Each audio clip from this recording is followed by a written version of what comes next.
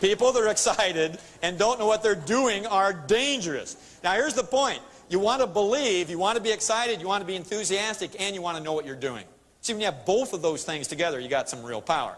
Now given the choice, would you rather have a new person come into your office that's enthusiastic and hasn't figured everything out yet, or somebody that knows everything but has no enthusiasm? Somebody doesn't know everything yet, because they'll learn it, you know that. Plus it'll be fun to be around. So you want to have both. You want to believe and you want to use the right strategies. A strategy is a unique set of actions designed to achieve a specific outcome. That's what a strategy is.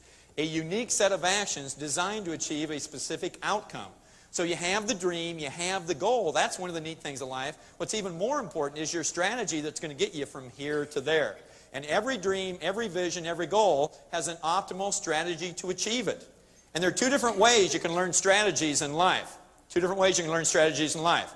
You can, number one, you can learn them on your own, can't you? And you can learn from the School of Hard Knocks. Do we have any graduates from the School of Hard Knocks? Can I see a show of hands? The other way you can learn something is to do what? Model somebody. Model. Find out what somebody's doing. In fact, write this sentence down. This is another bonus sentence. Another bonus sentence. Write down, take a rich person to lunch.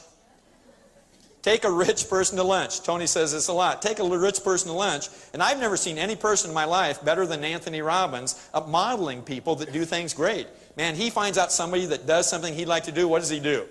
Flies to have lunch. Who pays for the lunch? Tony pays for lunch. So you want to take them to lunch. So when I say taking somebody to lunch, you can actually take them to lunch. Or what else can you do? You can read their books. You can listen to their programs. You can come to training programs like this. You can get involved with Fortune Practice Management. Because what's Fortune Practice Management? Just a modeling organization. We find out what the best things that dental practices do, medical practices do, model those and teach those things to you. Write down, take a rich person to lunch. But what do most people do? Let's say that somebody's having challenges with their marriage. Who do they go talk to for advice sometimes? And it's not the greatest choice in the world. You ever seen this happen? It's kind of funny, isn't it? Who do they go talk to? They go talk to somebody who's been divorced 4 times, right? Like they've got a lot of experience. Yes, they do have experience in what? Divorce. They're good at divorce. You want to learn how to get divorced, go talk to them. Who do you want to go talk to if you want to make your marriage better? Somebody who's been what? Married for 20 or 30 years and still has the passion, energy, and excitement. Take them to lunch, read their books, do whatever it takes, learn those things. Learn the strategies that make a difference. Because right down in the next set of blanks, to achieve an outcome, I need to be confident. I need to be confident. That's the belief part of it. Yes, you need to believe, and you need to be competent. You need to be confident and competent. You need to believe, and you need to learn to use the right strategies. When you have both of those things, you'll have real power. And then write down that every worthy outcome has an optimal strategy to achieve it.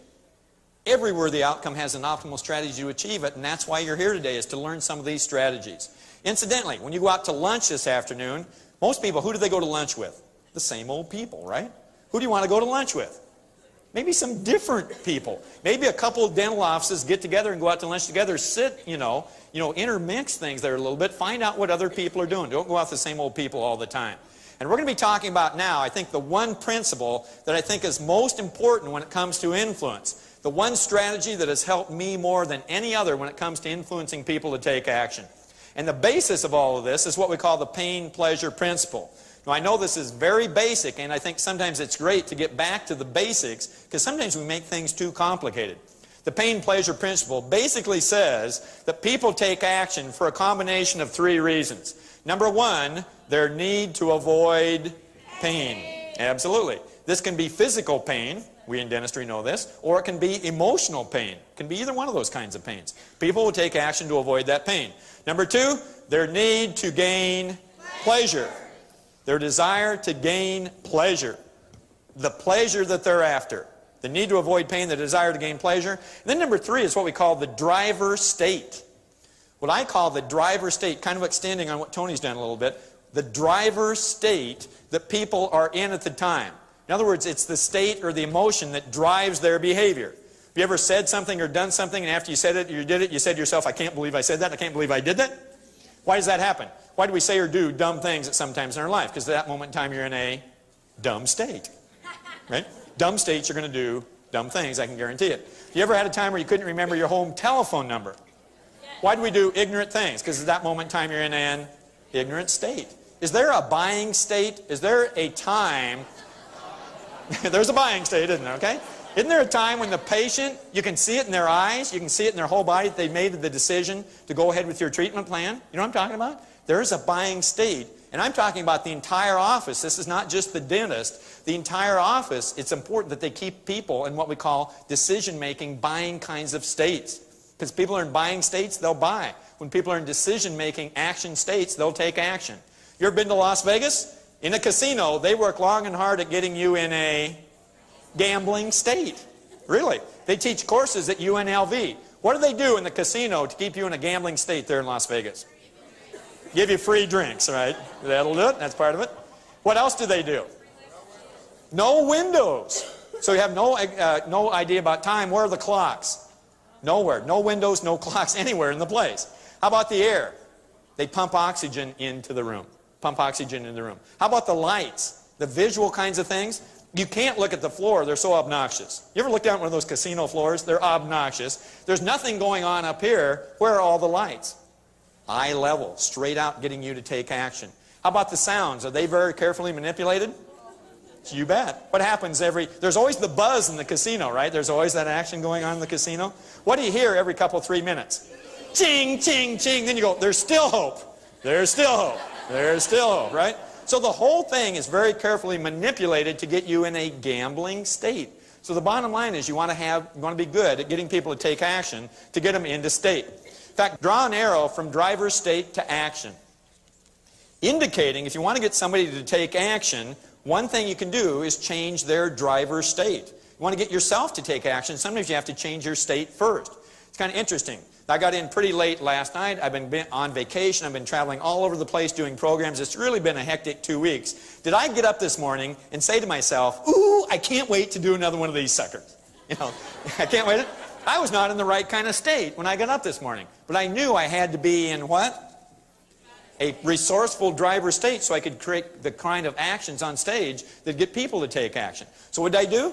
I changed my physiology and I changed my mental focus. I thought certain things. I did certain things. I watched those exercise programs on ESPN. That'll change your state, right? That'll get you going. You know, I did all these kinds of things. You know, hopped in a hot shower. I did all these kinds of things to get myself into a state so I could get up in front of the room and take action.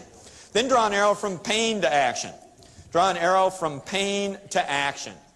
Indicating one reason people take action is to avoid pain. It can be physical pain or it can be emotional pain, which is sometimes just as strong. Then number 3, draw an arrow from action to pleasure. Draw an arrow from action to pleasure, being that if you can show people and really link up that accepting a treatment plan is going to give them the unique pleasure they want, they'll do it.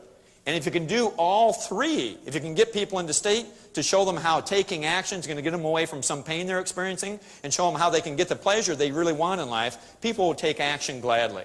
Write down that my ability to elegantly, again, we're not talking about beating people up, we're not talking about lying, we're not talking about tricking people, but your ability to elegantly use pain, pleasure, and driver states will determine your influence success.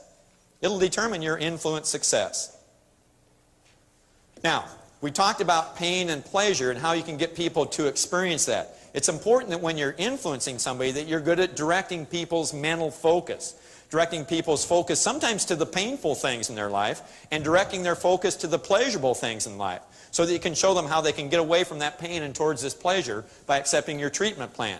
And the best way to control your own or anybody else's mental focus is with, what do you think? The best way to control your own or anybody else's mental focus? Questions. Write that down. The best way to control your own or anybody else's mental focus is with questions, because most people, I don't care if this is the dentist or the hygienist or the chair side or the person out in front, when they want to get their point across, what do most people do? We're trained to do it.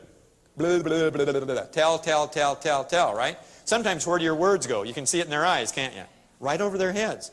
What happens when you ask somebody a question? What do you do to their thinking? What do you do to their mental focus?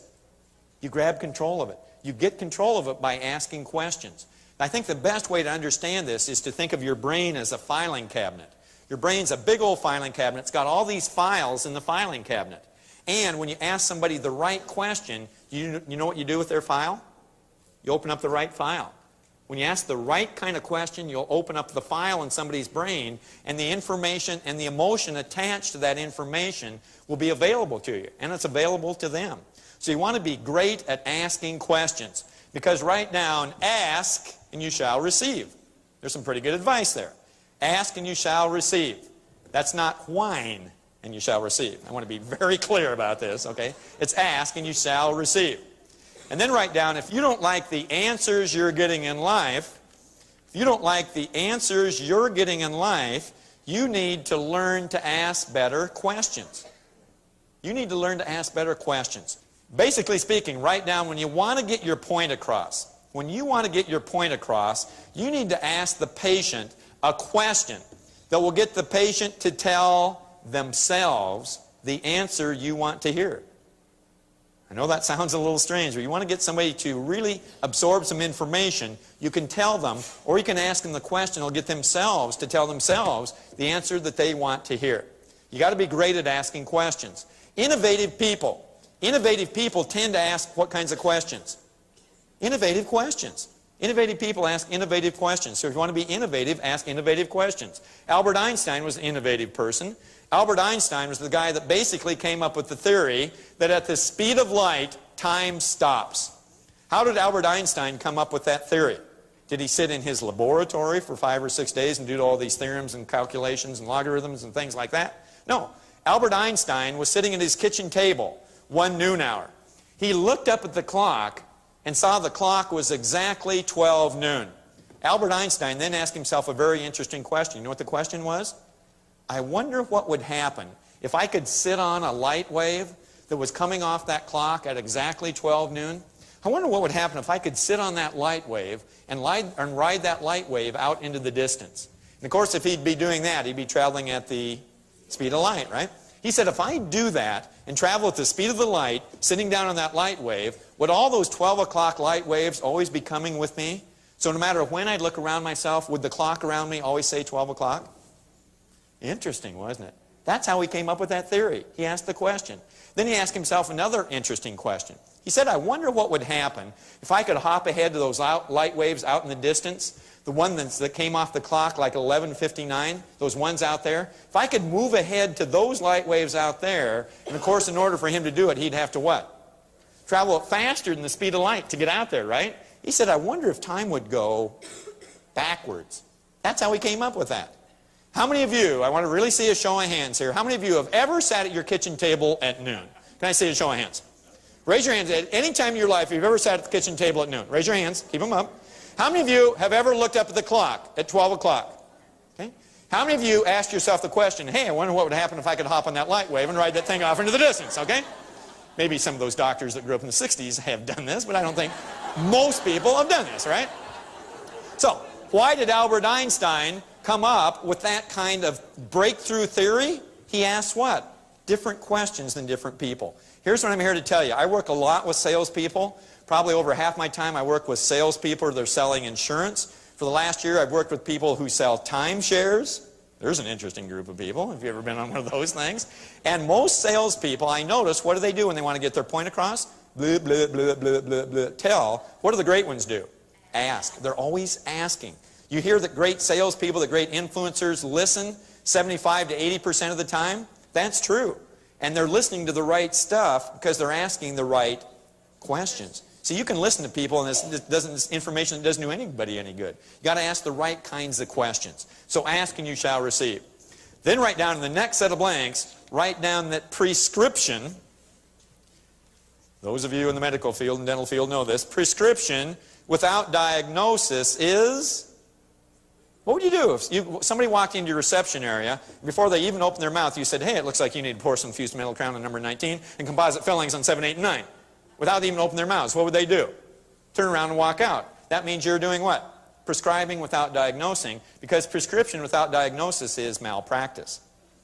Prescription without diagnosis is malpractice. It's easy to see in that kind of scenario that I just gave you, but it's harder to see when you want to influence somebody. Because most people, when they want to influence somebody, what do? They do the spray and pray approach. The spray and pray approach to influence, which is they present it the same way to everybody. I can remember to this day. In other words, how much training do we get in medical school and hygiene school and dental assistant school on influence? How much? Almost none. I mean, I basically got zero. I can remember to this day when I had my dental practice in Vermont, my thinking was I'm going to do a thorough examination, a thorough diagnosis. I'm going to present my findings to my patient, and if they accept it, that's great. If they don't, that's kind of like their decision. You know what I mean? Like it's up to them. I'm just going to present factually the findings. And that's the mindset, quite frankly, that a lot of professionals have. But the truly great dentists, the truly great physicians, the truly great influencers, they influence people to take action. Yes, they do the thorough diagnosis. Yes, they do the examination, all those kinds of things. But they use all the tools of influence they have.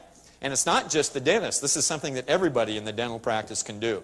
Prescription without diagnosis is malpractice. Turn over to the next page, if you would, please. There are basically 5 sets of discovery questions. 5 sets of questions that I've identified that all great influencers use. And they use the right question at the right time. So a lot of this is an art.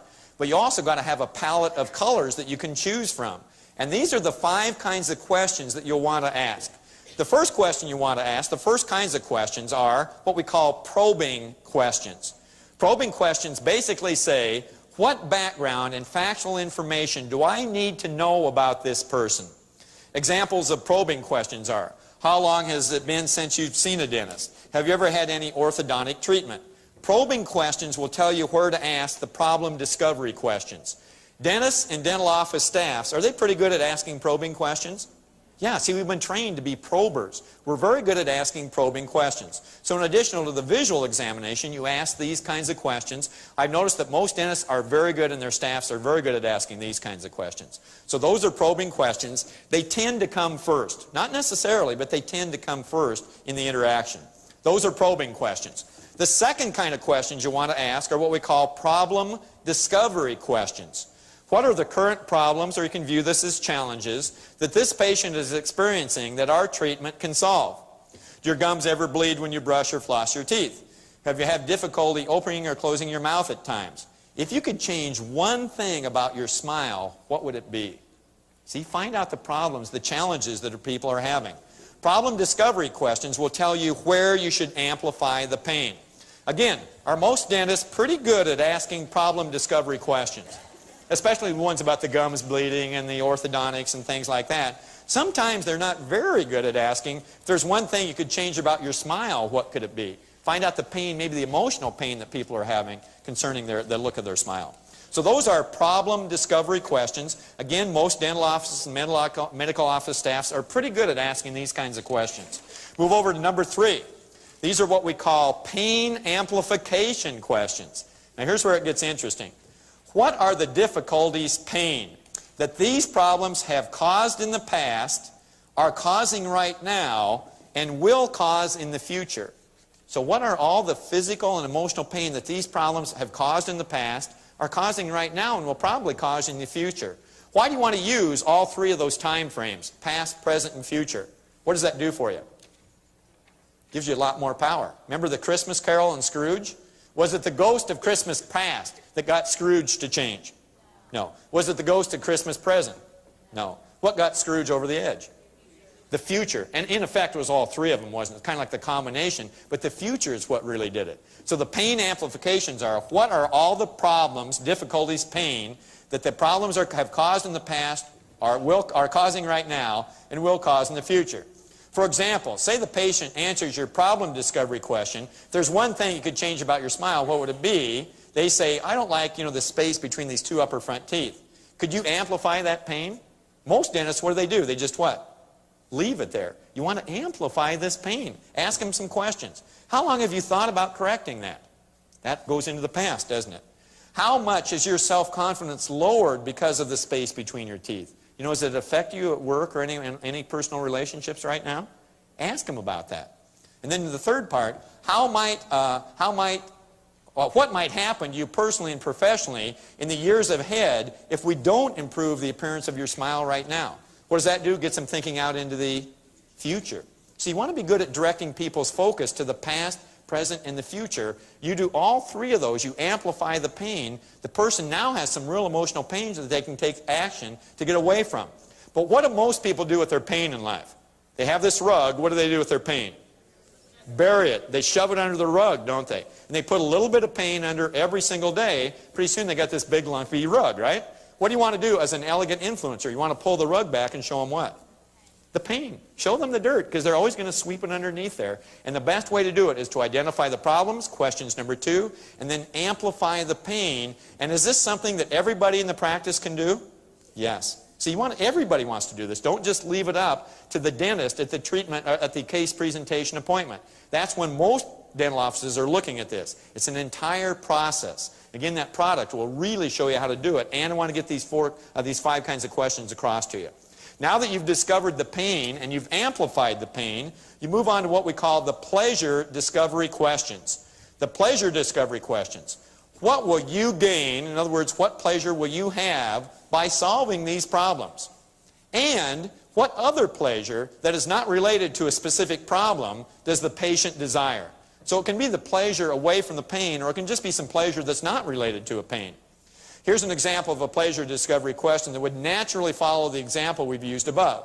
How will your life be better when we do improve the appearance of your smile?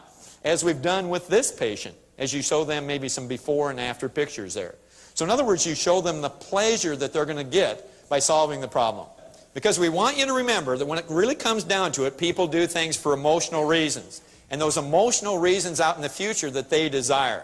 Another way of saying this, people want states. People want states. People want feelings. People want emotions. Pontiac knows this. Pontiac's not selling cars. What's Pontiac selling? Excitement. BMW and Mercedes. I know there's no drivers of those in this room here, but they don't want cars. What do they want? Status and prestige. How about Volvo and Saab? They're not selling cars. What are they selling?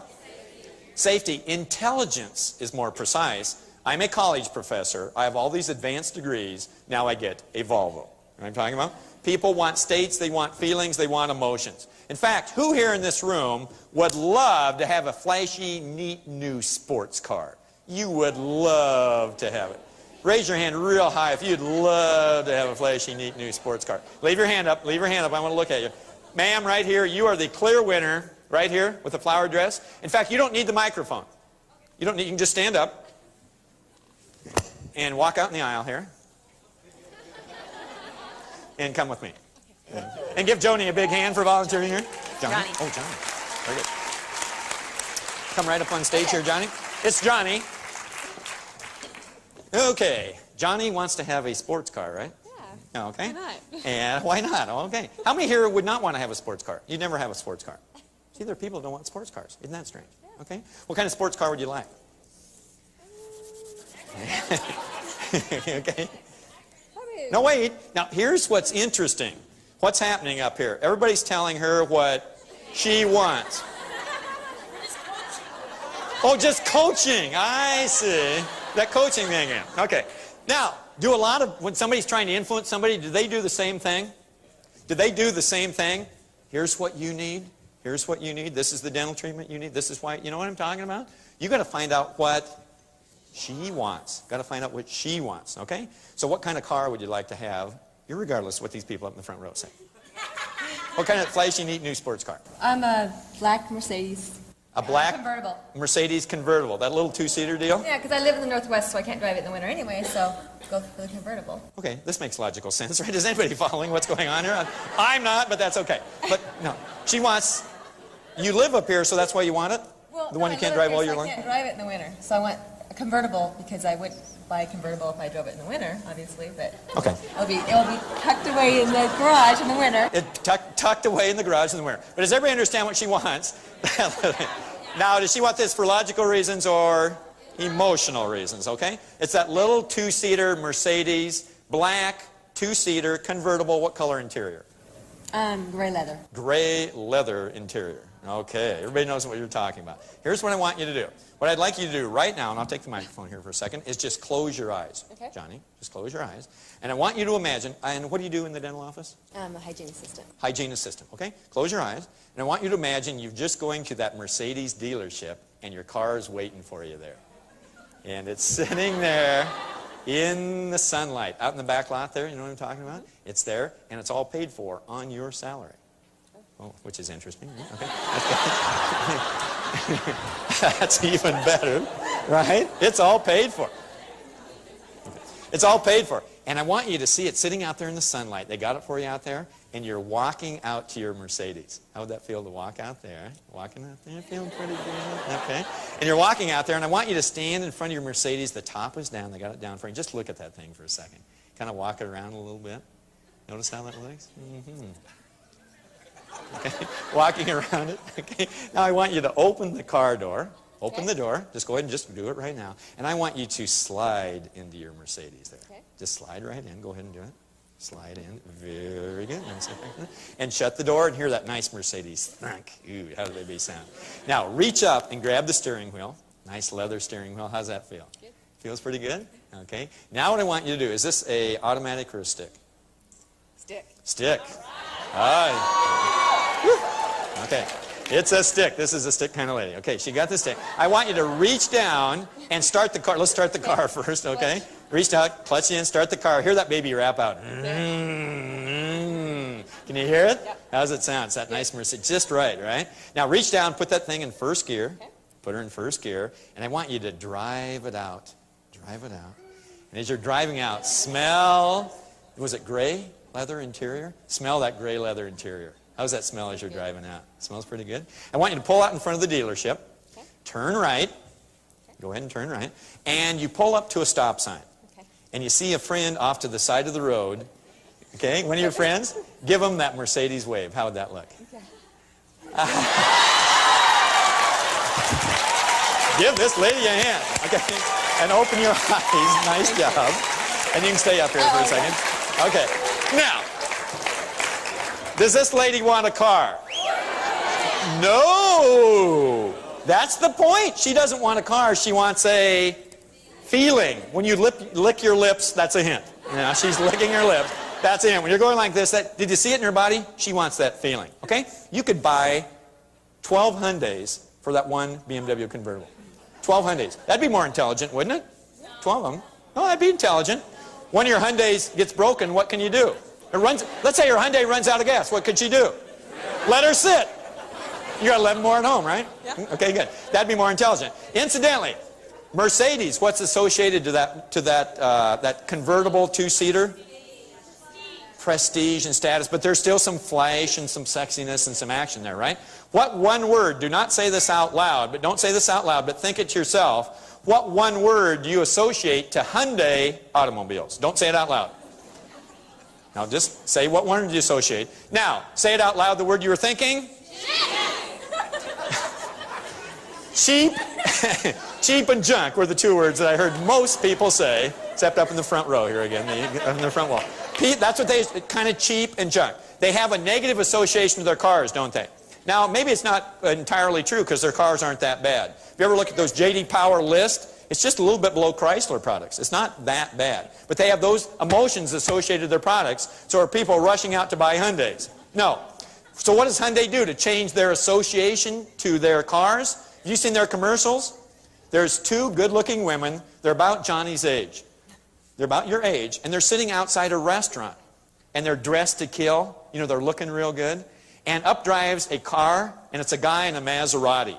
You ever seen this commercial? And he's a good-looking guy, but he's a little too good-looking, you know what I mean? A little too suave. He gets out, and the two women say, look at that slime ball. Isn't that disgusting? You know, he's just driving that car to impress us. He must have some huge personality defect, you know, that he's trying to cover up with his car. We're not falling for it.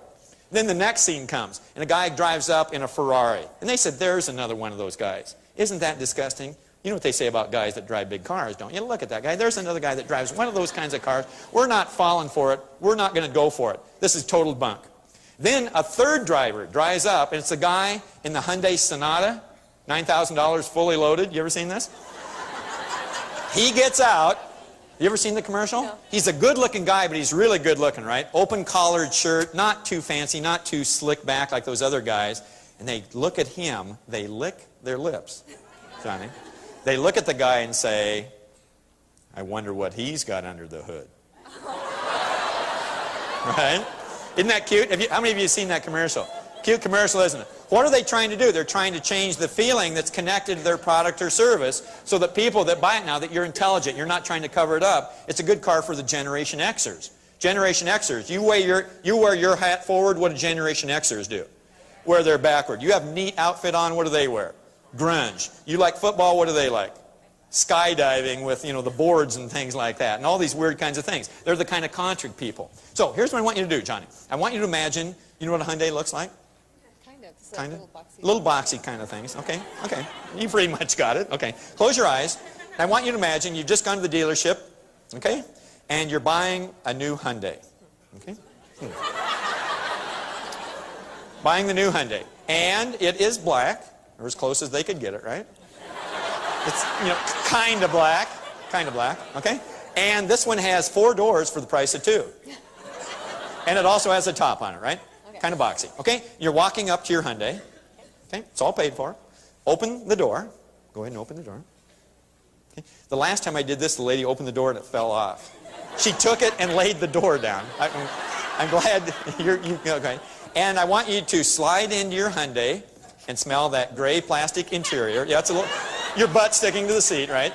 And smell that, that's that gray plastic interior, okay? Shut the door, hear that little clink. Go ahead and shut it. It's still on. Go ahead and shut the door. Okay, good.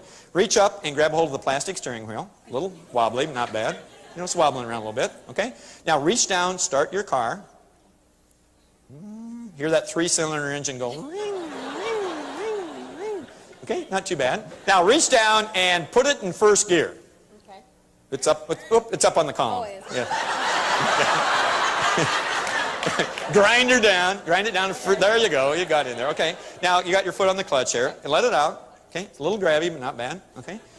Okay. And you're pulling out in front of the dealership. Okay. Pulling out in front of the dealership. And turn right. Okay.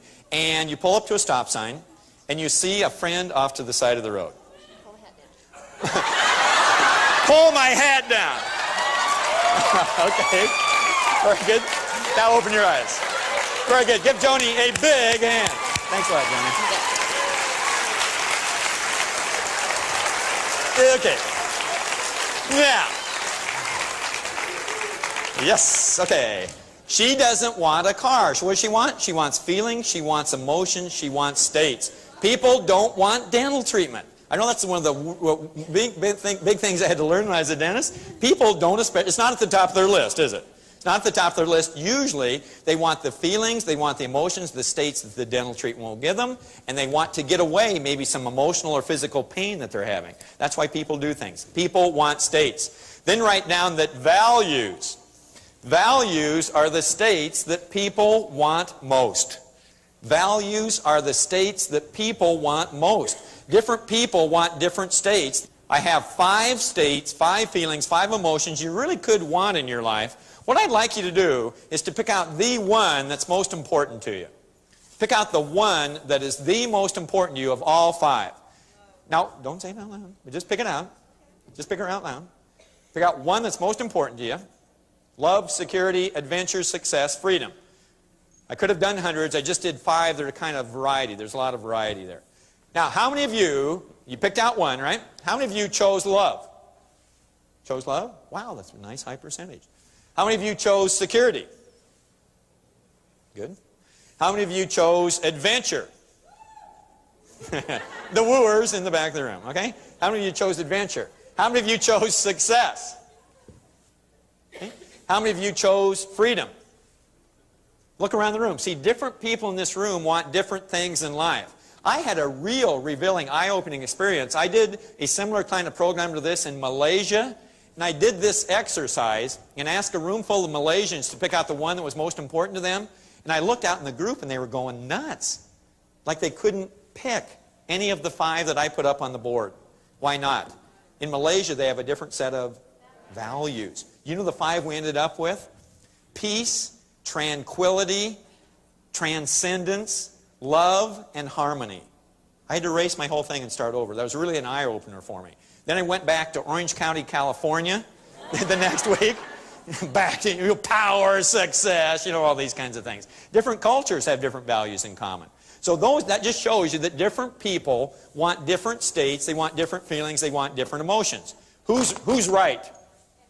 Everybody is. Although sometimes you think what I think is important, everybody should think is important, right? But when it comes right down to it, it's what you think is important. You've just known me for a couple hours or so.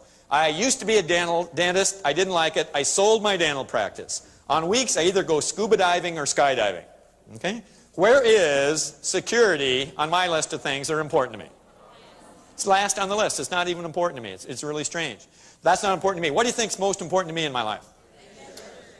Actually, it's freedom. Freedom's number one. So I have what kind of a job? A job that gives me tons of freedom. At Robbins Research, right, Brad? Nobody knows what the heck I do. Okay? I just kind of do my thing, give them a cut of whatever I do, and I just kind of do what I want to. I hire an assistant that has a lot of freedom. This lady's a little unusual. Okay? I'm married to a woman that I'll sometimes leave home for a couple weeks to go out and do a whole bunch of programs. Does my wife go, "Oh, I wish you didn't have to leave"? What does she do? "See ya!" Okay. "Oh, great. Thank God. There is a God. You know, he's gone, you know." She's out the door before I am, okay? Really. No problem at all. You don't call, that's okay. You know, I probably won't be there anyway, okay? So I'm married to a woman that has a lot of, freedom's very important to her. So how do we get along most of the time? Well, because our values are in common. Now, we have had some interesting discussions on what freedom is, so I'm not saying that those things aren't there. But freedom's at the top of my list. Freedom's at the top of my list. Love's number 2 and adventure's number 3. Okay? So you just know, freedom's number 1, love 2, adventure 3. What do I think of cruises? Cruises drive me nuts. They could pay, in fact they will, as a speaker, they'll pay me to go on a cruise, and I give like a 2-hour talk. They'll pay me to go, give me the cruise for my wife and myself. We did this one time, I had to get off the boat. I had to get off, I couldn't stand it. I had to get off the boat, because what do you do on a cruise? What do you do on a cruise? Eat, sit, eat, sit, eat, sit, eat, sit, eat, sit. That's pretty much it, right? No. Now, what'd they do? When they let us off the boat, who are the first 2 people off the boat? My wife and I. What'd we do? Go shopping? On some bus with a bunch of tourists? What'd we do? Went scuba diving, right? Then we went scuba diving. After the scuba diving was over, we were the first ones back on the boat? No, we sat around and talked to...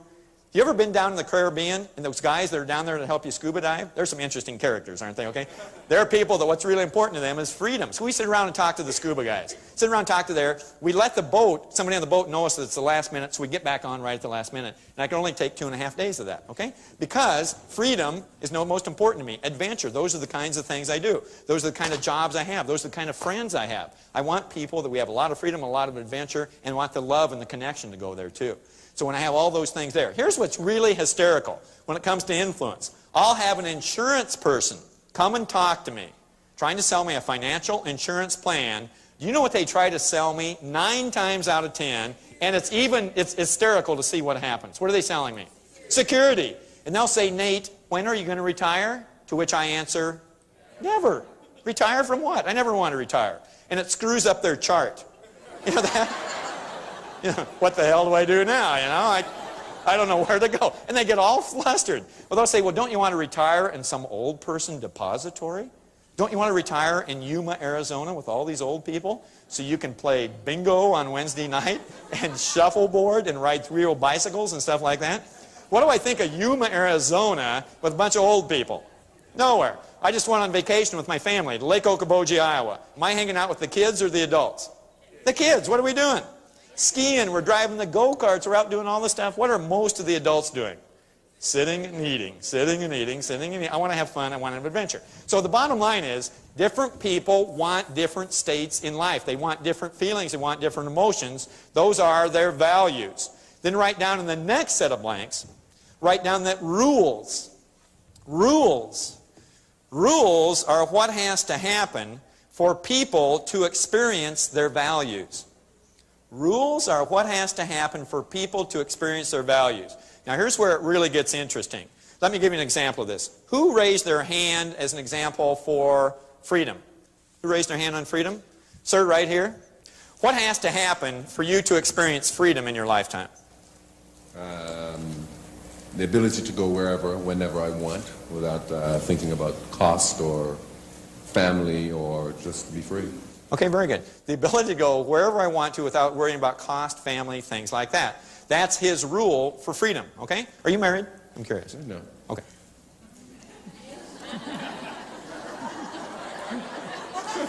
Can you tell sometimes a lot about somebody by just they're giving you one value and one rule? You can tell a lot about somebody, okay? Where do you go on vacation? Malaysia, Caribbean, Brazil. Okay?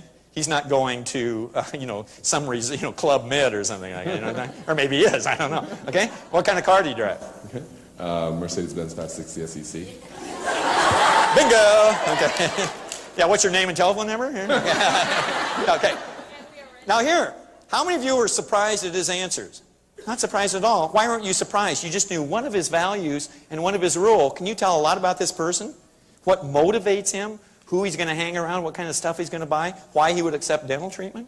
See what I'm talking about? This information is so valuable, and most dental office staffs, on a scale of 1 to 10, how precisely do they get this kind of information? Very low. It's very low. On a scale of 1 to 10, where do you want to be? 10. You want to know what people want, which are their values, and what has to happen in order for them to experience it. Okay? What's your name, sir? Norman. Okay. Give Norman a big hand. Thanks very much, Norman. Very good. So that was his definition. That was his rule for freedom. Did everybody get that? And could create some interesting challenges in his life. I'll bet there are some challenges when it comes to relationships sometimes, aren't there, Norman? Okay? Who else raised their hand on freedom? Oh, we just have 2 people left, eh? Okay? The lady way in the back. You raised your hand on freedom. You see her back there? It looks like second from the end. Just stand up, please. I love getting these people in the back row up. Okay? And what's your name, please? Terry. Terry. No, so freedom's real important to you, right? Sure. What has to happen in your life for you to experience freedom in your life? I need more money. More money. See? Her rule for freedom is more money. If you have more money, you could do what then? I could buy my own house, I can go wherever I want, and I don't have to work every day. Okay, very good. Do these two people have different rules for freedom?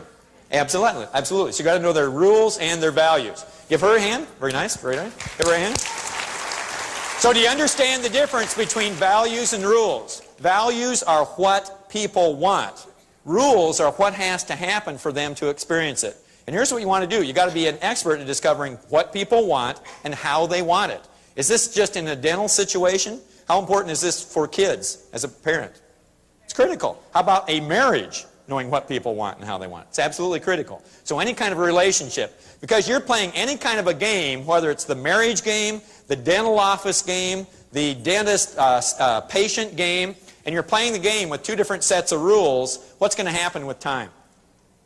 Upset. You're going to have upset, I can guarantee it. Before you can discover values and rules, you have to have a certain amount of rapport. You have to have rapport with people. You have to have this connection. And you want to lead into what we call the values and rules questions by saying something like, Mary, I really want to get to know the patients I work with because everyone that comes into my practice has different wants and different needs. Would you mind answering, a few questions so I can really find out about you as a person? If you set it up in that way and you're sincere, will people answer you? Yes. If you're insincere or you don't have rapport, people are going to be guarded.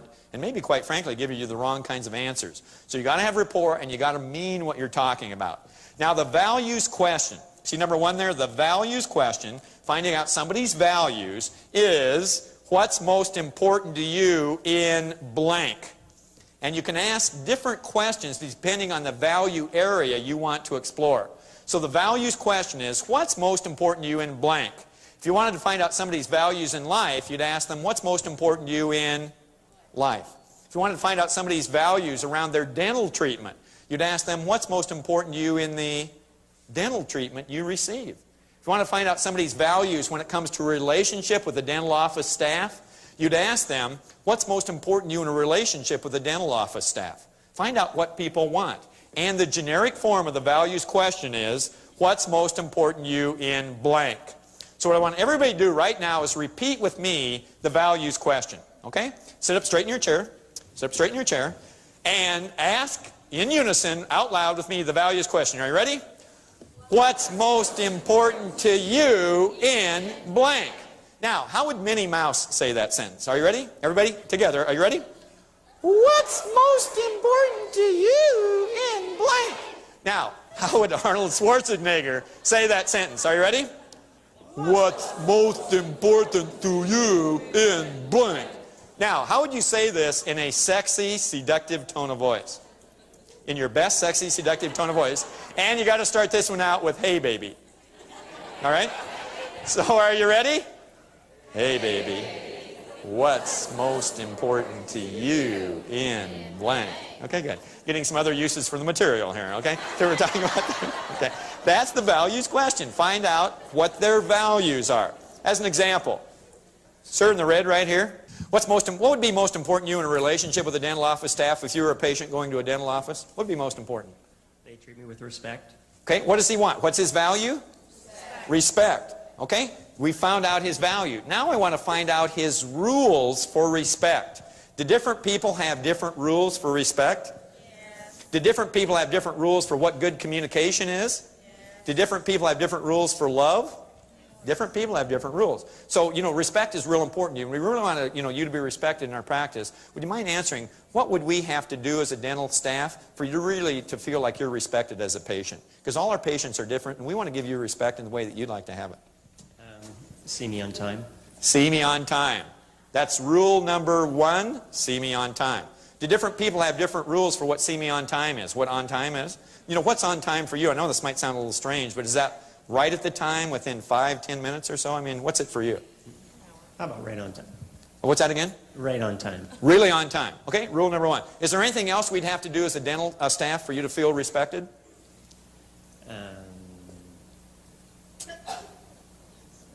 So I've got one rule. Do people have more than one rule? Sure. What else could we do for you to really feel respected? Now, incidentally, we're not handing him rules, are we? Are we? What? She's not handing you rules, is she? Okay. Do people do this all the time? Whose rules are the right rules? Mine, right? You better play by mine rule or you're screwed up, right? What's your rule, number 2, for respect? Just to be friendly. Be friendly. Yeah. Can you be a little more specific? Is be friendly specific enough? It's kind of, you don't know what to do now, right? Oh, that's neat. We'd like to be friendly. How can we show, that friendliness to you? How would you like to receive it?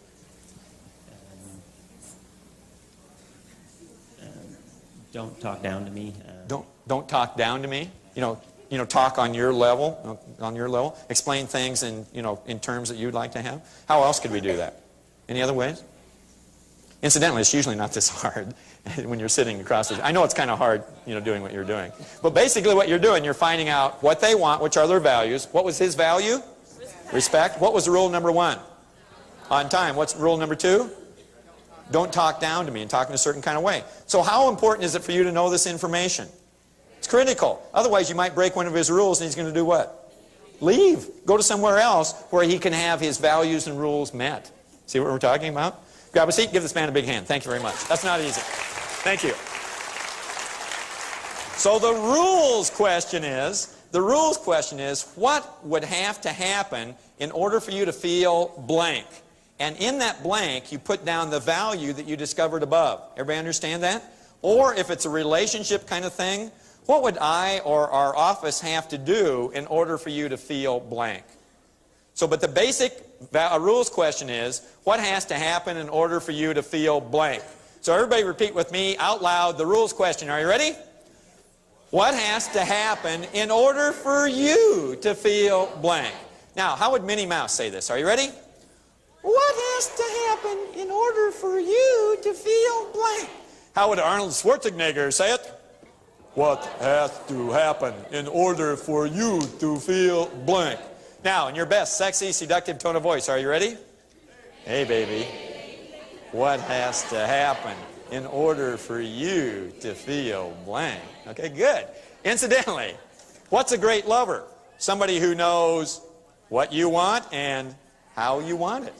They know your values and rules. That's what we're talking about. So there's all sorts of ways you can use it. Find out what people want and how they want it. Find out their values and rules. Find out their values and rules. Now, I'm going to tell you one story, and after I tell you this story, I don't think you'll ever view another patient relationship the same.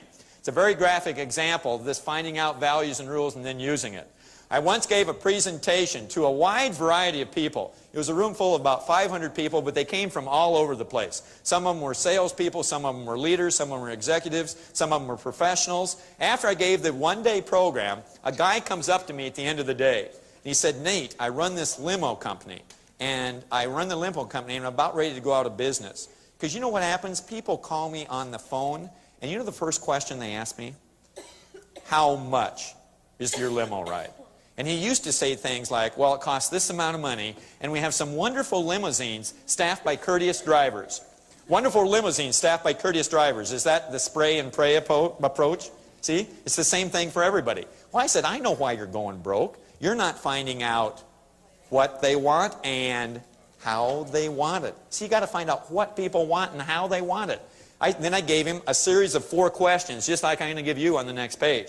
I gave him 4 questions that he needed to ask. Don't turn to the next page yet. Well, that was smart of me, right? Okay. Talk about directing focus. So I gave him these 4 questions. He calls me up about a month and a half later, about 6 weeks later. He says, Nate, I can't believe it. I'm selling 8 out of 10. 8 out of 10 people I'm selling. And I've raised my prices 15%. And I said, well, you're finding out people's values and rules, aren't you? And he said, yeah. And I said, you're finding out what people want and how they want it now, aren't they? And he said, yeah. And I said, well, give me an example. He said, well, I had a lady that called me about 3 weeks ago. She called me on a Monday, and she said that she wanted a limousine on Friday night. And she said, how much? And I said, well, there's a lot of different plans that we have, but would you mind answering a few questions? Because I really want to get to know the people I work with, because everybody has different wants and needs. Incidentally, if somebody said that to you, how would you feel? Like they really want to get to know what you're after? It's a good rapport builder, a great rapport builder. And she said, well, we want the limo on Friday night. We want to have a wild, crazy, outrageous evening. 6 of us ladies are going out. We're leaving the guys behind. 6 of us ladies are going to go out. We want a wild, crazy, outrageous evening. Does she want a limousine ride? No, she wants a wild, crazy, outrageous evening. What do you think his next question is? Oh, that's neat. What would have to happen? What would have to happen? She said a stripper. I didn't say that. She said that. What would have to happen for you to have a wild, crazy, outrageous evening? So he's after her what? Rules. She says, well, we want to have a moonroof on the limousine. So all of us ladies can stand up and yell at the guys on the street corner. Okay? So her value is wild, crazy, outrageous evening. What's rule number 1? Moonroof. Is he writing this stuff down? You bet he's writing it down. He said, well, what else would have to happen for you to have a wild, crazy, outrageous evening? She says, we want to have some champagne. Now, is champagne specific enough? No. What kind of champagne do you want? We want Corbel champagne. You want the green label or the white label? We want the green label. How many bottles do you want? 3 bottles. So what does he write down? Rule number 2, 3 bottles, green label, Corbel champagne. What else would have to happen for you to have a wild, crazy, outrageous evening? And she answered, we want to have a guy driver. We want him to be young, extroverted, good-looking, somebody who can really, we can give him some heat to and he can talk back to us. We basically want a stud, is what we're talking about. We want a stud guy driver, okay? What does he write down? Rule number 3, stud driver, okay? Now, incidentally, he used to say, we have some wonderful limousines staffed by courteous drivers. What does she do? Click! She doesn't want a courteous driver. That doesn't meet her values and rules. She wants a stud, see? So, how tough a job does he have now? You tell me, how tough a job does he have in influencing this lady to accept his treatment plan? Easy. What does he say? You can have Silver Cloud number 2. It's got a double moonroof. Up to 8 women can yell at the guys on the street corner. We're going to have 3 bottles of chilled Corbel green label champagne waiting for you in the limo. And you know who your driver's going to be? Me. Yeah, you got it. I'll handle this one, guys. You know, I'll take that. No, your driver is going to be Crazy Larry. Oh, this guy is wonderful. This guy is young, he's extroverted, he's good looking. It's somebody you can give sexy, you can talk to him, he can talk back to you. You know this guy is a real stud, okay? He quotes her a price that's 15% more than any other limousine that she calls. Does he get the deal? Yes. Why? He discovered what she wanted, how she wanted it, and showed her how she could get it with his product, service, or idea. Pretty complicated, isn't it? Pretty complicated. It's easy. See, this is more of a way of thinking, discovering what people want, how do they want it, what are their values and their rules. Here are the kinds of questions you want to ask. You'll want to explore what I call the 4 triple impact questions for a professional relationship. The 4 triple impact questions for a professional relationship. Number 1, Ask about values area number 1. What's most important to you in the dental care you receive? You want to find out what's most important to them in the service that you're providing. What's most important to you in the dental care you receive? Discover at least a couple values for this area. So you discover what's most important to them in the dental care they receive. Then you ask the rules question. You know, what would we have to do? What would have to happen in order for you to feel this? That's the second set of questions. Then you ask about values area number 2. What's most important to you in a relationship with a dental office staff? Now, you might have gotten similar answers with question number 1, or you might get different things over here. Because they might answer question number 1 with, oh, I want the highest quality dental care that you can provide. Or I just want dental care that's going to, just get me by. I want to just make an intelligent decision here. And with question number 3, you're exploring the relationship, which could be different information. These could be things like trust and communication and respect and gentleness and you don't hurt me, and things like this. You want to find out what's most important to them in a relationship. And then you ask values, and then you ask the rules question about that. Ask the rules question. Discover at least 2 rules for each value. These questions that I just gave you are what I call triple impact questions. Do you see the power of these questions? Finding out what people want and how they want it. They're triple impact for 3 reasons. Number 1, they develop rapport. They let people know that I'm interested in their unique desires. They let people know that I'm interested in their unique desires. Number 2, they put people into state. They put people into state because when somebody's talking about trust and respect and all those kinds of things, they're actually sitting to you talking about it. How are they feeling in their body as they're talking about it? They feel the emotion. Who gets connected to it?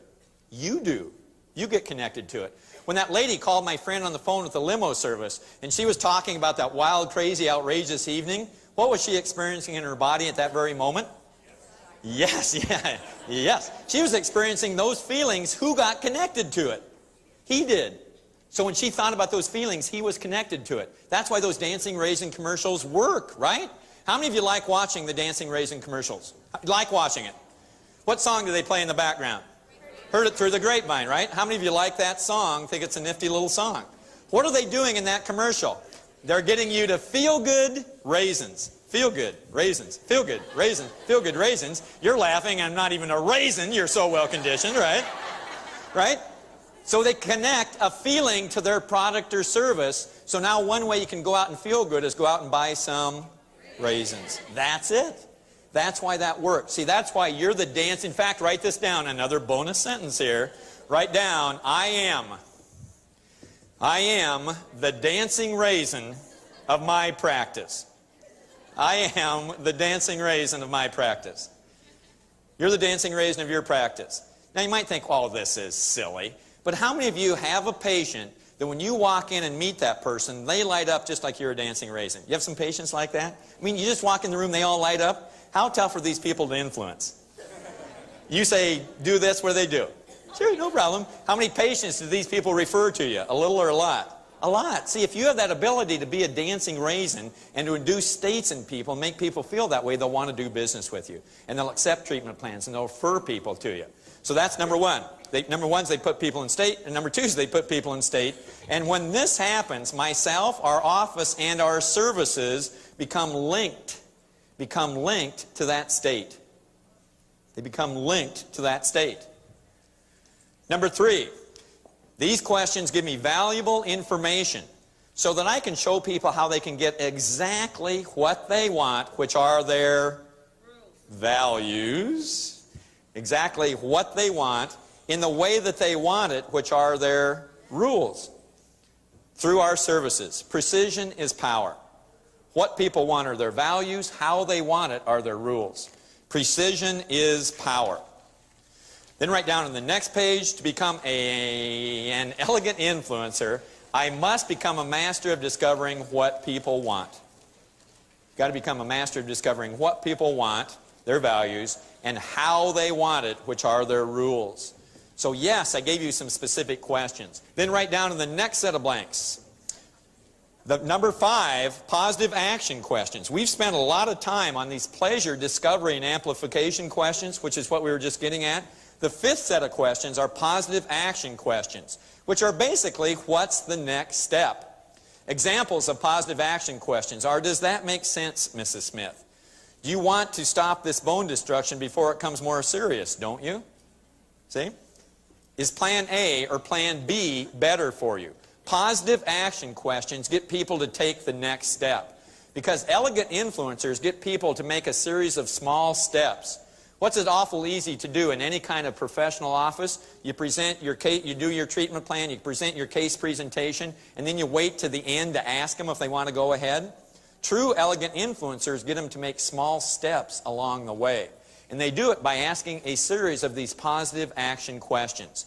They can be positive action questions along the way, which we call trial closes. Sometimes that's how that's viewed. And then it can be the question at the end. As an example, is plan A or plan B better for you? That's an example of a question you could ask at the end, but it gets somebody to make a step. Get people to make small steps. So those are the 5 kinds of questions that you want to ask. The first 2 kinds, the probing questions and the problem discovery questions, you're already probably very good at. The last 3 kinds of questions, where you amplify the pain and find out pleasure that people want and ask these positive action questions, these are the areas where most professional practices need some help. Now that you've discovered what they want, you can give it to them. Because write this down, a feature is not a benefit. A feature is not a benefit unless it is emotionally experienced by the patient by meeting his or her values and rules.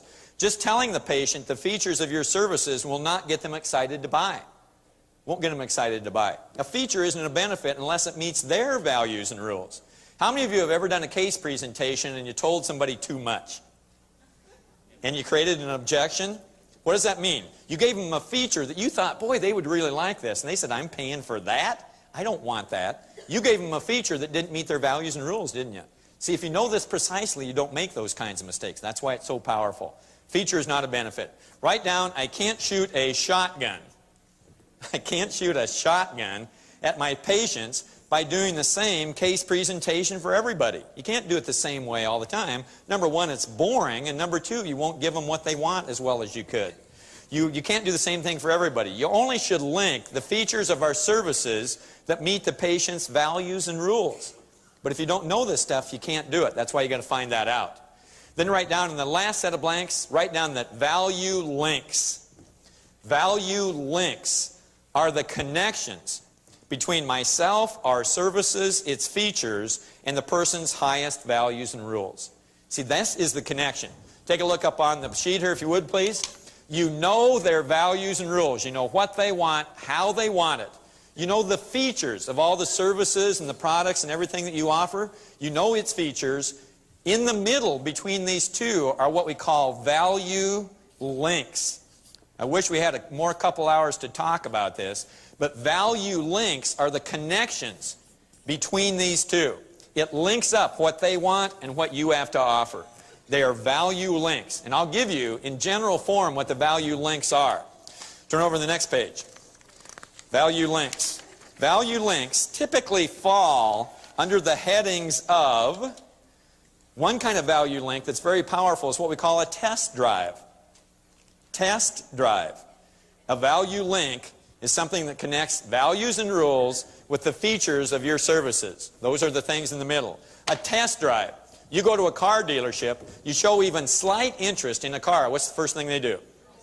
Get you into the car, don't they? So you can see it, so you can hear it, so you can smell it, so you can feel it. All these kinds of things. They get you in the test drive. Does that link up the features of the car with what you really want automatically? See? That's what it does. It's what's called a value link. Test drives. Test drives are the most powerful. Now, it can be challenging in a dental practice or any kind of a practice sometimes to do a test drive. But you tell me, just shout out, what's something that you could do where the person actually uses what you're proposing to them?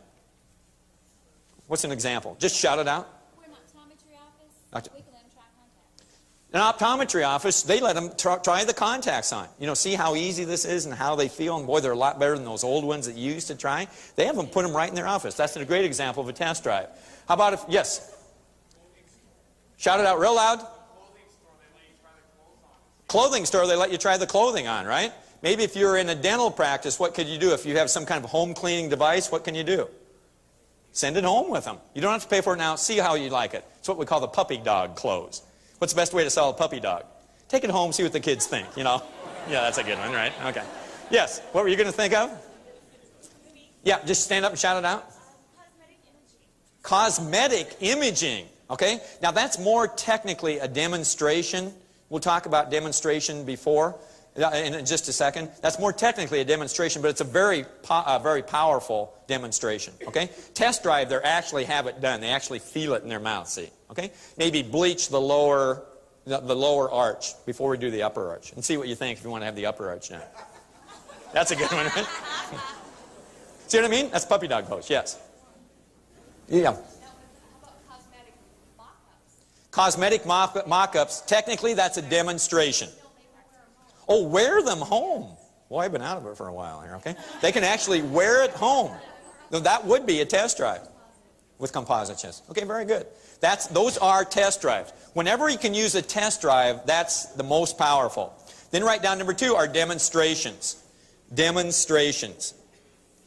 Demonstrations, we're real good at it in professional practices, aren't we? We can demonstrate things. We show them how these frames will look on your face. That would actually be a test drive. But a demonstration would be, you'd maybe show somebody on the x-rays what we can do. Maybe you draw a crown on a bracket cover, you know, or something like that. Maybe you'd show it with the models. You would demonstrate to them what it would be like in your mouth. Which is more powerful, test drive or demonstration? Test drive. So anytime you can do a test drive, do it. And you can't always do it. So you want to do demonstrations, our value links. Number 3, stories. Stories. The best salespeople, the best influencers on a scale of 1 to 10, how good are they at telling stories? They're very good. They're storytellers, aren't they? They'll tell stories. What happens when you tell a story? Somebody gets into your story. When you're just telling people things, they can, I'm not so sure. When you tell somebody a story, they get into the story. They actually link these things up much more completely. You want to be good at telling stories. You want to tell stories about maybe past people who had concerns about contact lenses. You know, I can understand how you feel. We had a patient in last week that felt the same way you did now. They did this and this and this, and they found this, and man, they're absolutely thrilled now. And here's actually this person's number. You could maybe even call them if you want to. Write down feel, felt, found after stories.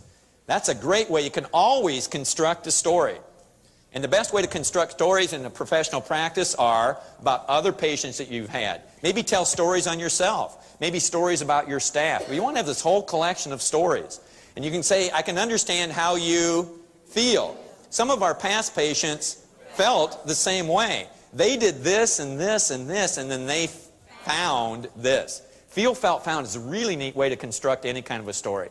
What I'm saying is you want to have a whole toolbox full of test drives, demonstrations, stories, and what do? You pull out the right tool at the right time. That's what great influencers do. So we have test drives, demonstrations, we have stories. Write down metaphors. Metaphors. If you want to get real technical, it's metaphors and similes for those of you that are English majors here. But metaphors. What's a metaphor? If you wanted to explain somebody how a crown really works, you know, sometimes it's kind of, people don't understand how a crown works. What can you say? You know, a crown is just like a thimble that fits over your finger, that covers everything and really gives it strength like that. So it's just like a thimble. So a metaphor is saying that this is like that, and that this is the concept you want to explain, and that is something they already understand. So you want to get good at telling metaphors. So again, when you go home, after you're done here, go home and collect a whole toolbox full of stories, metaphors, the things that we're talking about. Number 5, write down feature benefit statement. Feature benefit statement. A feature benefit statement. What you do, you explain the feature of what you're selling, and then you say, and here is what that will mean to you, which gives them their benefit. So a feature benefit statement, and you might want to write down those words. Write down, say feature, say the feature, whatever it is, and here's what that will mean to you. And make sure that that links up with one of the values and the rules that they told you about before. And here's what that will mean to you, which means you turn the feature into a benefit, don't you? This is what that will mean to you. So you say the feature, then you say, here's what that will mean to you. It'll mean this and this and this. That's the third way. And then that's the fifth way. And the sixth way is what we call future pace questions. You can also form these value links with questions. These are future pace questions. They are technically a positive action question, but they also form these value links. They're future pace questions. Future pace. You get people to, you ask them a question, and you get them to tell you how they're going to use your product, service, or idea in the future. Okay? Let's say the example. There's somebody that's very close to, buying the contact lenses. Okay? You could ask them a question. After you get your contact lenses, what's going to be the first thing you do that you haven't done in a while? And they'll say, oh man, I'm going to do this and this and this. What are you getting the person to do? You're getting to have them tell you the answer you'd like to hear, right? As opposed to you saying, boy, you get these contact lenses, now you can go out and do this. It's much more powerful you ask them, now that you've got the cosmetic dentistry done, who's going to be the first person you go show this to? What is going to be one of the first things that you do that you haven't done in a while, now that you have this cosmetic dentistry done? How do you think this might help you at work? You tell me, how do you think this might help you at work by having this beautiful cosmetic dentistry, just like this picture we're showing you here? You get them to tell you. It's called future pacing. You get them to tell you how they're going to use your product or service out into the future. Again, we could talk for a couple hours on all of these. We have a whole staff meeting devoted to that in the program on this. You really got to be good at finding things out and then using the value links.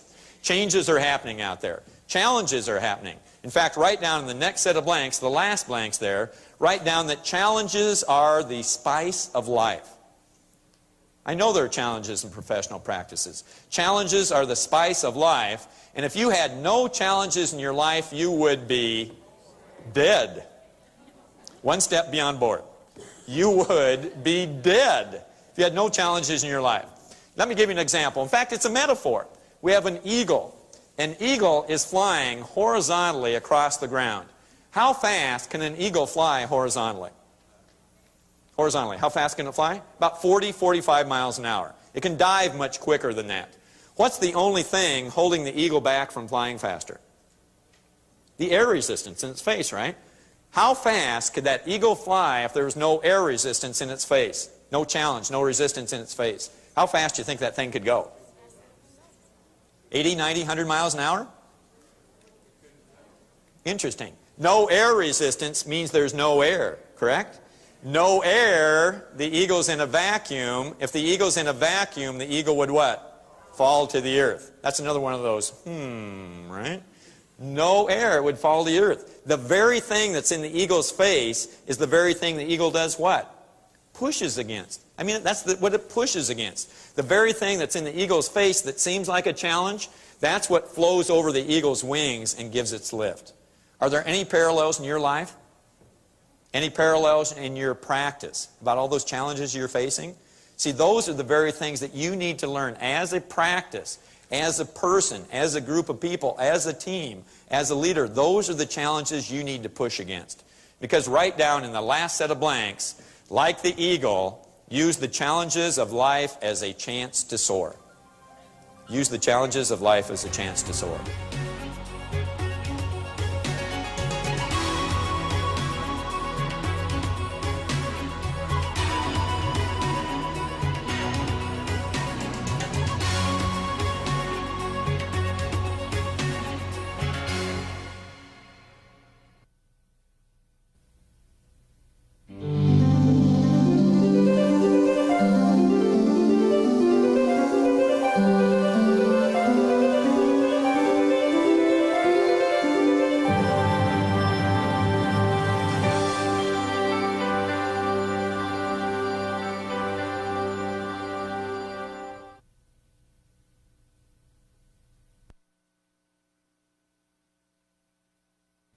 What I'd like to do for the next few moments is share some thoughts with you and ask you a few questions and have you look at some things that I think could make an impactful difference in your life. You know, I shared some stories with you back in our second session about some pretty interesting people. Do you remember some of those stories? I'd like to share a few more similar stories with you today and ask you some thought-provoking questions that will help you move forward from here in your life. A gentleman by the name of Norman Haler once said that we either grow or we pay a higher price to remain the same. We either grow or we pay a bigger price to remain the same. Now, one thing that I know about every person in this room is that you're all committed to growth. If you weren't, you wouldn't be here. People who are in this seminar are committed to growth. Well, the truth is, if there are things that have stood in our way and served as barriers previously to our growth, would it be appropriate to look and see what some of those might be? Yes or no? It'd be a good idea to take a look and see what some of those barriers might be. I assert that they have everything to do with negative conditioning that has taken place in our lives since the very beginning, since we actually got here. In fact, many times I've said, I think we came here pretty normal. It's what happened to us from day one that has created this distortion to where we happen to be psychologically sometimes today. Through negative neuroassociations. In fact, you know, Tony developed an entire technology called neuroassociative conditioning. And conditioning has been studied all the way back to Ivan Pavlov and his experiments with the dogs, in which he was able to make dogs salivate simply by ringing a bell. Well, a bell had nothing to do with salivation except that they had linked the bell to food. Bring out food, ring a bell, salivation. Bring out food, ring a bell, salivation. Pretty soon, no food's needed. Ring a bell, the dog salivates. The truth is, we are as conditionable and as conditioned as Pavlov's dogs. If you take a look, some of the simplest things in life, you're conditioned to stop at a red light, yes? You're conditioned to go when the light turns green. You're conditioned to move your body in certain ways when your favorite song comes on. The conditioning that we're exposed to goes right down to the depth of our soul. As a matter of fact, it's so powerful and long-lasting, it's absolutely amazing. Tony shared with you a couple slogans, and you actually completed those slogans with him. See if you remember those. Winston tastes good like a what?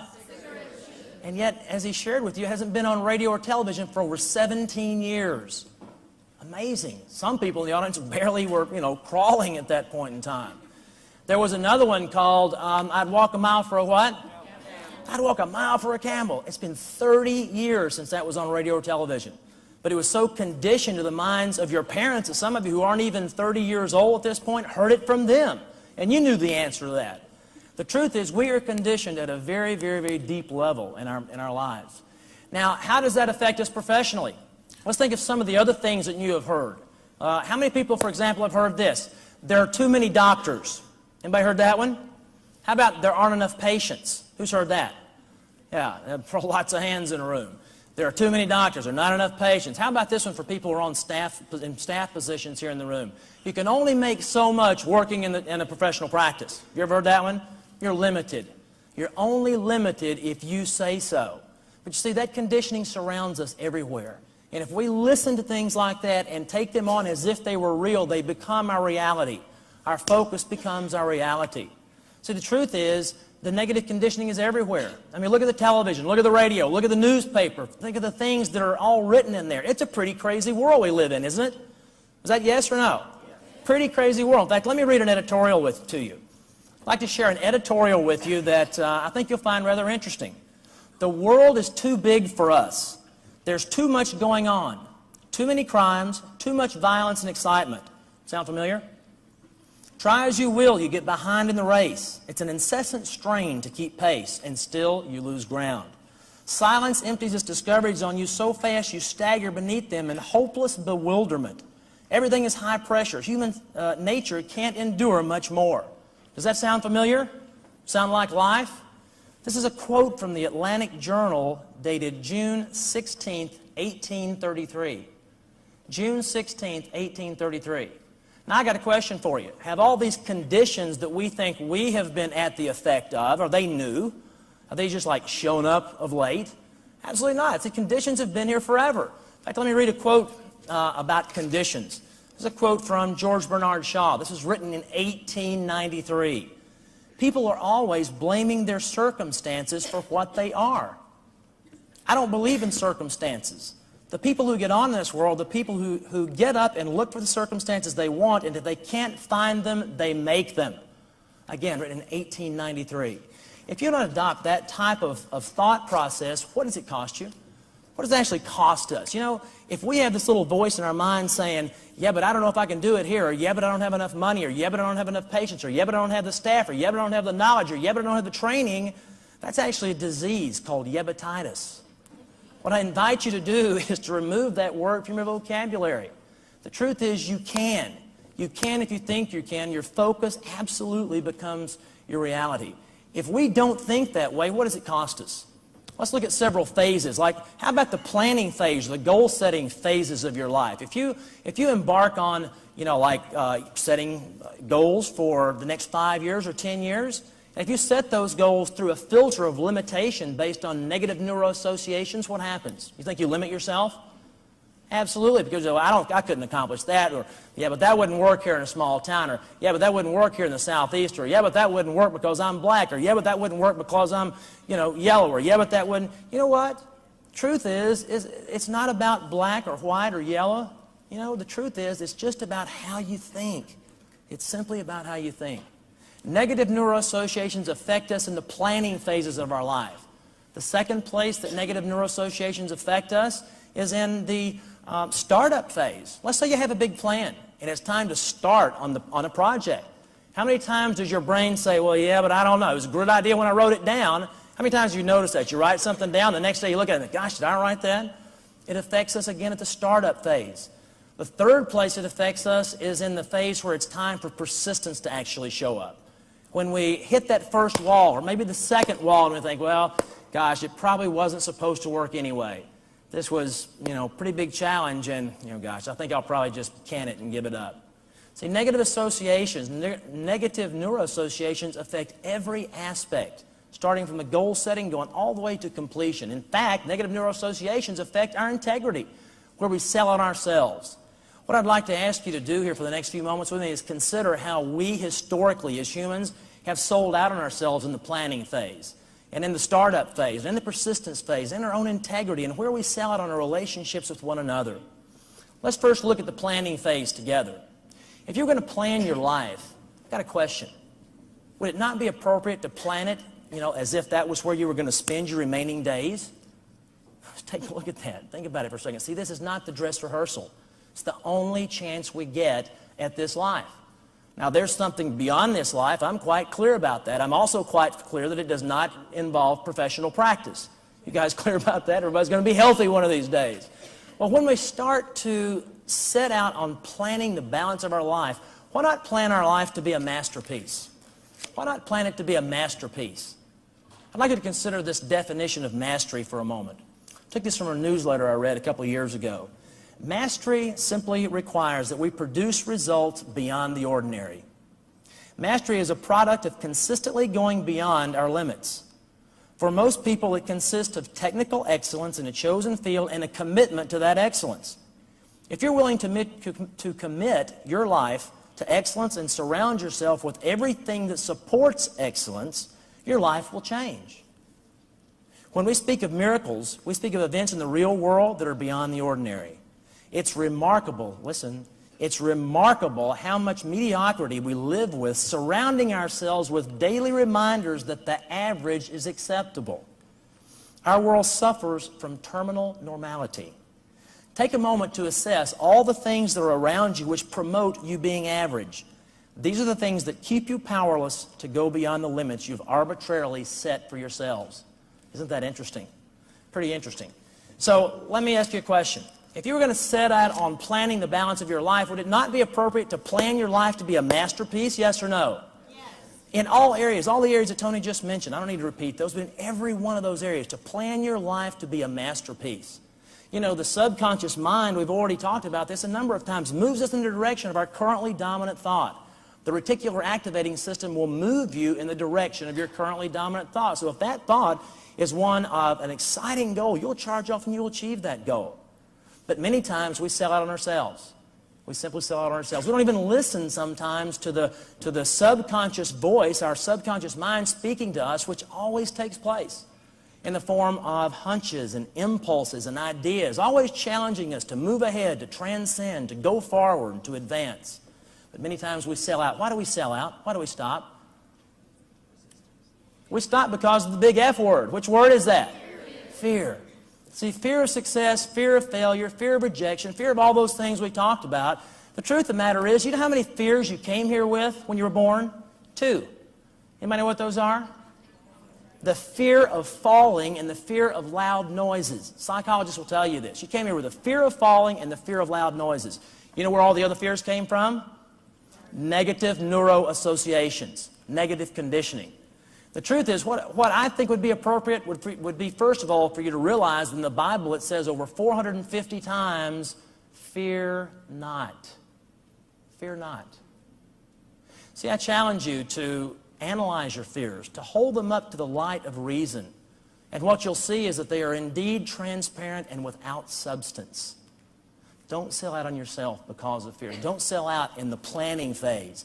And after the planning phase has developed and you have an exciting plan, you're really going to charge off and make your life a masterpiece, the next place that neuroassociations negatively impact us is at the startup phase. We said a moment ago, many times, gosh, did I write that down? I don't know about that. Well, why would we stop there? Again, it's fear. But to go back to Tony's ultimate success formula and think about this for a moment, what are the 4 steps to the ultimate success formula? Number 1 was what? Know your outcome. Number 2 was? Take action, the key to all personal power. Number 3 was? Develop sensory acuity, monitor results, notice what you're getting. And number 4 was? Adjust your approach. I got a question for you. Why would you ever hesitate to take the first step if you knew you were going to get to do step 3, which is notice your results and alter your approach, step 4? You know what would be fearful in life? Truly, be like petrifying thought to me, is that if we took off on a course of action, we could never change. Would you agree that would be kind of scary? Yes. Well, since we know that we get to develop a little sensory acuity and see the results we're getting, why not take the first step? Because we always get to evaluate the results and then move in another direction. Does that make sense? Okay, great. So let's take a look at the next place that neuroassociations of a negative nature have limited us. And that's in the phase of our goal setting and our life accomplishments where it's time for persistence to show up. I want to share something with you. One of the first self-help books I ever read was a book written by Napoleon Hill. It was entitled Think and Grow Rich. How many people have read that book? Outstanding book, written back in the 1930s. The principles are timeless. We will know in like the year 2050, that'll be like Tony's book will be passed around the planet. People will be talking about, gosh, this guy was so young when he did that. Pretty amazing. Principles like that last. One thing that I discovered when I read that book that I thought was absolutely fascinating, I want to share with you because it's along the lines of persistence. Napoleon Hill was commissioned by, I believe it was Carnegie, to go out and find all the wealthiest people in the world and to determine what the common thread, if there was one, what the common thread was that tied all those people together. And they thought, well, maybe it's people who set big goals, or maybe it's people who have great relationships, or maybe it's people who, they came up with thousands of possibilities. They thought, let's send somebody out and have him find out the answer. Do you know what he discovered? Absolutely fascinating. He went out and found dozens and dozens of multimillionaires, people who were worth hundreds of millions of dollars. And he did find one common thread to all those people. You know what it was? It was that each one of those people, this is without exception, of all those, each one of these persons discovered success at one step beyond the point in which they thought it was totally hopeless. Amazing. Every single case had reached a point that they thought, this is the end, this is it, I can go no further. And at that moment, that's when success showed up because of their persistence and their perseverance. Absolutely amazing. See, it has a lot to do with how we respond to setbacks and how we respond to upsets. If we have an upset that shows up in our life and then we react to that, meaning without thought, negative reaction, like knee-jerk reaction, what does that cost us? It simply means that we are at the effect of the upset. Does that make sense? But what if we have a little thought and then we respond rather than react to the upset? The truth is, if we respond rather than react, implying with thought, who has control now, us or the upset? Control's over here now, right? Yeah. You know what some people say about upsets? Some people say that upsets ruin our days. Upsets actually ruin our days. You know, at a much deeper level, what I heard a wise man say once, they rob us of our dreams. They rob us of our dreams. Absolutely amazing. We must stay in control. When there's a setback, we have to think. We have to think logically about what is the next step. Like Tony said, our brain asks 2 questions. What does this mean, and what should I do? What does this mean? What should I do? That implies thought, not reaction. You know, when it's time for persistence to show up, I got a question. In your second session, I shared some stories with you, like the David Lofchick story. You guys remember about the little kid in Canada who had cerebral palsy? Pretty touching story. He was never supposed to be able to walk or talk or count to 10. And yet, as you already know, by the time he finished junior high school, he was skating on the neighborhood hockey team. He was shooting golf in the mid-'80s. He had done as many as 1,100 push-ups in a single day.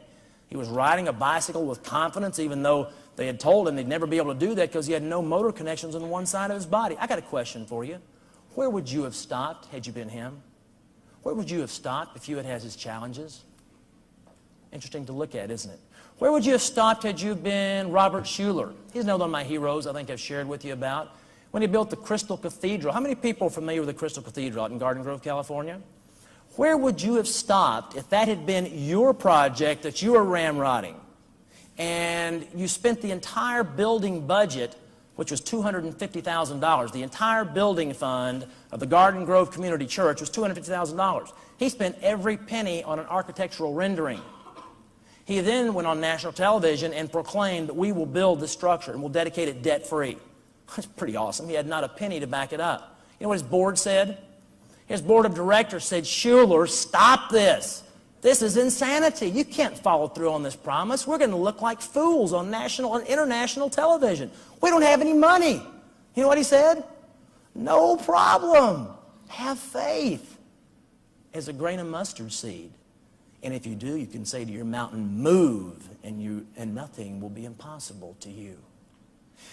The estimates came in at $2 million to build the cathedral.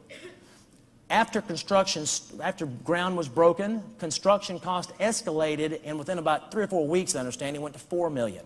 Again, the board said, stop. We're going to embarrass ourselves publicly throughout the world. Stop. Within about 2 more months, it had gone to $8 million, $10 million, $12 million. And every time they thought, gosh, if we could just, and they finally saw their way clear to do it, all of a sudden, here came another $4 million increase. Absolutely unbelievable story. In the midst of this, incidentally, they had a law change in California. And the law was previously that you could build a structure that's all glass. While they were doing the renderings and getting everything ready to break ground, something interesting happened. In the state of California, they changed the law. And they said any building that is not approved by next Friday will no longer be able to be built in the state of California in which the construction is all glass externally. You know what the architects said? There is no way. We are at least 60 days from being able to have the renderings available to take the planning commission to get permission. There's no way. It's totally impossible. What do you think Schuller said? Probably not impossible. Let's take a look and see. What did Tony say? There's always a way if you're committed. 5 o'clock the next Friday was when the law changed. You know what time they got approval? 4:55. 4:55 is approved. $12 million went to 16, went to, you know what they finally said? They came in and said, we think we can finish it for $20 million if we don't do the basement. You know what Schuller said? Do the basement.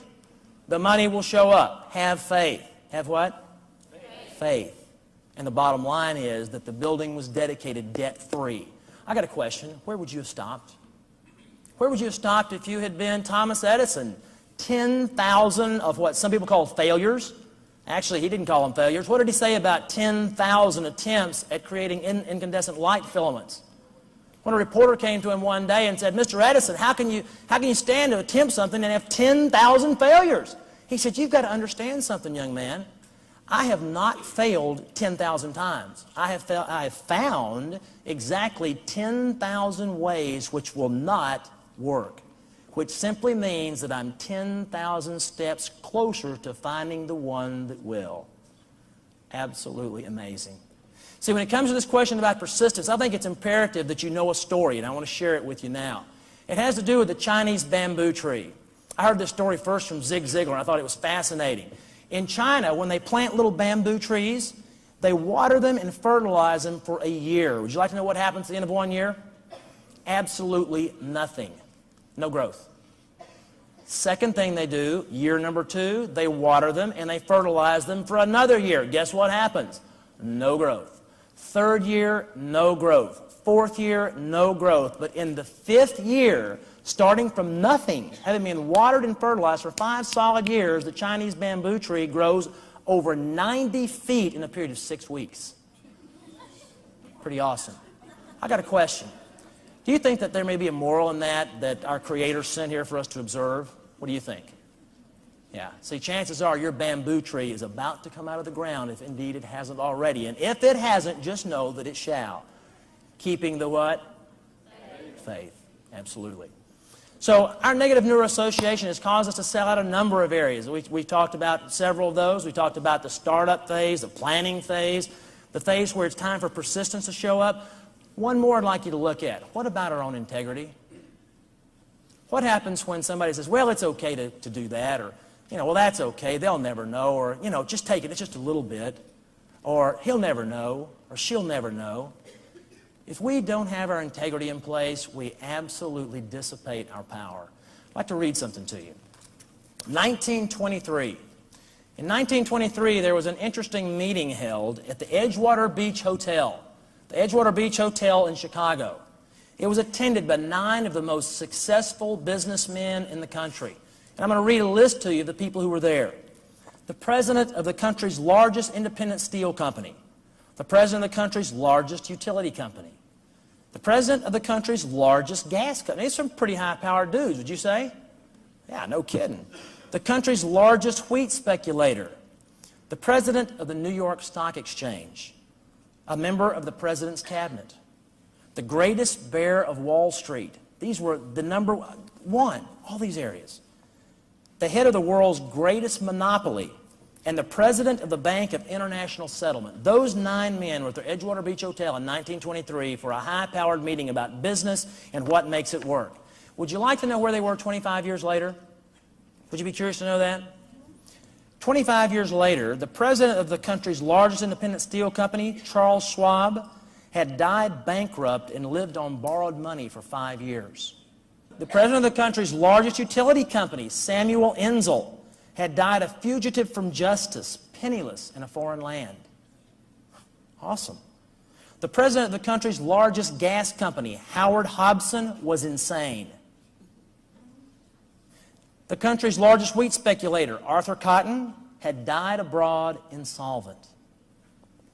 The New York Stock Exchange president, Richard Whitney, had just been released from Sing Sing. A member of this gets humorous, doesn't it? A member of the president's cabinet, Elbert Fall, had been pardoned from prison so that he might die at home with his family. The greatest bear of Wall Street, Jesse Livermore, had died a suicide. The head of the world's greatest monopoly, Eber Kruger, had died a suicide. And the president of the Bank of International Settlement, Leon Fraser, had died a suicide. Do you think perhaps they hadn't figured out what has life work? What do you think? Yes? I'd say that they had some discoveries that have not been made yet. See, here's the thought that I want to leave you with on this. If we have our integrity in place, we have it all. See, all you came here with, besides, the skin and flesh, all you came here with was your word, the truth. That's all you came here with. That's all you're going to leave here with. I love Zig Ziglar's story about a guy by the name of Emanuel Ninger. I want to be sure and give you an accurate name. There's a guy by the name of Emanuel Ninger who lived back in the 1920s or 1930s. And somewhere out in the Midwest, small town, out in the country perhaps, lived right outside the city limits. And one day he went into the town grocery store, which he happened to be a customer in on a pretty regular basis. Came in and handed the lady a $20 bill when he bought some groceries.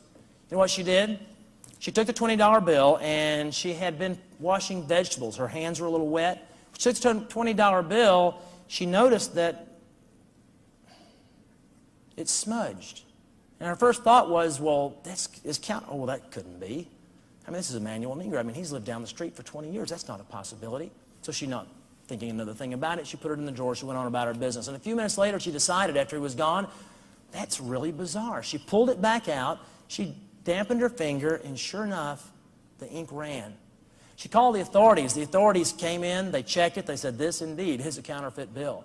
They went to Emanuel Ninger's home. They searched his entire home. They found absolutely nothing until they went to the attic. And when they went to the attic, they found all the equipment necessary for the duplication of U.S. currency. You know what they found? A paintbrush, paint, and an easel.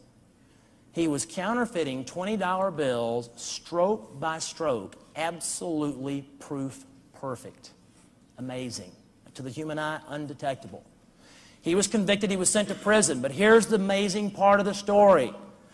While they were in his attic, they also found 3 paintings, which he had done in his spare time, had very little of after his counterfeiting activities. The 3 paintings were sold at auction for over $5,000 apiece. Yet it took the same amount of time to paint one of those paintings that it took to paint a $20 bill. Isn't that amazing? I got a question for you. From whom was Emanuel Ninger stealing the most? From himself. See, last session we shared some key words with you, and I actually invited you to make these key words part and parcel of your fiber. Some of those key words were truth and honesty, accountability, commitment, service, integrity, and the big F word again, faith. The positive F word, faith. And I actually ask you to chisel those onto the tablet of your mind and your heart. And that if you did that, your life would absolutely transform. And you know what? I know you've already done that. I've talked with many of you about specific moves that you've made in your life to actually implement that methodology of thought. What I'd like to share with you today in closing is that seeing those differences show up for you is what this work is all about for us. See, we're actually compensated for the work we do in a number of ways. We're compensated financially for the work that we do here. We're compensated when we see a doctor and a staff person, like I saw yesterday, unite in the back of the room with tears in their eyes, you know, like making amends when there had been a major upset. That's how we're paid. We're actually paid when we see people be able to accomplish things in their life that they had never been able to accomplish before. We're paid when people tell us that we saved their lives. Well, I want you to know from me and from the entire staff of Fortune Management that the #1 payment we ever receive is being a part of awakening that sleeping giant inside of you. And I want to thank you very sincerely for that opportunity. Thank you, and God bless you.